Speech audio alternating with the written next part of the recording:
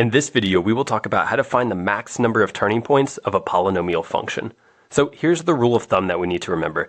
The max number of turning points of a polynomial function is equal to the degree of the polynomial minus 1, where the degree is simply the highest exponent in the polynomial. So with this in mind, let's take a look at a few examples.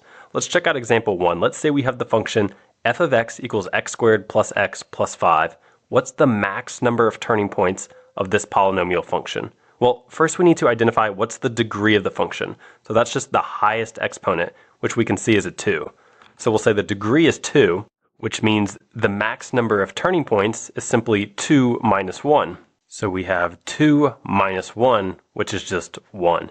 So the max number of turning points of this polynomial function is just 1.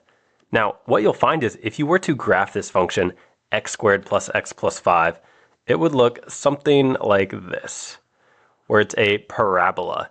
And we'll be able to visually see that there is only one turning point right here. In other words, there's only one point where the graph goes from decreasing to increasing, or from increasing to decreasing in the y values.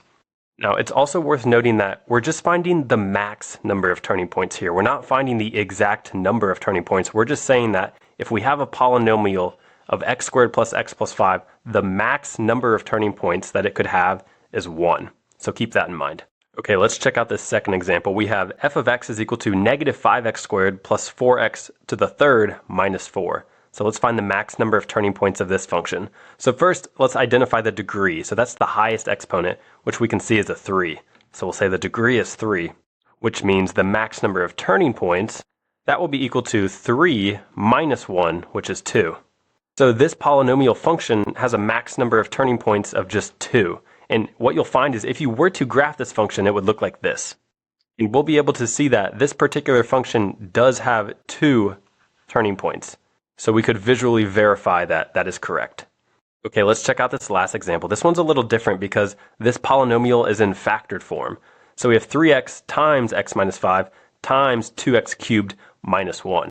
So what we need to do to find the degree of this polynomial is add all of the exponents associated with the x's. So right here where we have a 3x, we can imagine that this x is raised to the first power.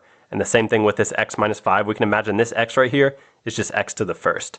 So if we add up all the exponents for the x values, we'll find we have 1 plus 3 for a total of 5. So our degree is going to be 5. So that means the max number of turning points will be equal to 5 minus 1, which is 4. So the max number of turning points for this polynomial function is 4. And if we were to graph it, it would look something like this.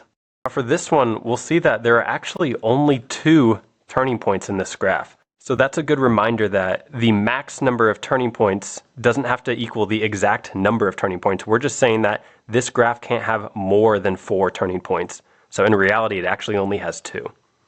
So those were just a few examples of how to find the max number of turning points of polynomial functions.